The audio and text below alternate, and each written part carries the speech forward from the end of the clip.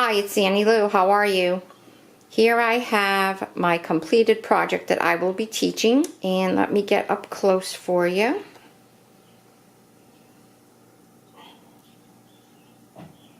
I walk you through the whole project. Anybody can do this. It'd be even a fun thing to do with your children now that summer's coming and you need a project. So I hope you join me.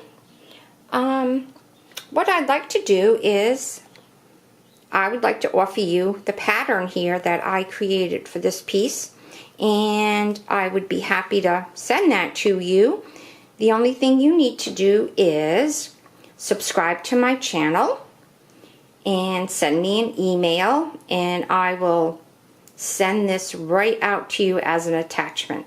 So there you go. Well, I will be listing all of the materials that you need, and remember, you can substitute things. Substitute what you have.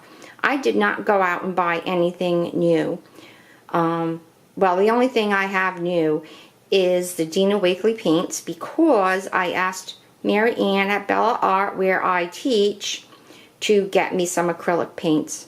That is my favorite medium, acrylic paints. So other than that, very simple, very easy. So stay tuned for the first part of I call this the Happy Village. Bye-bye. Thank you.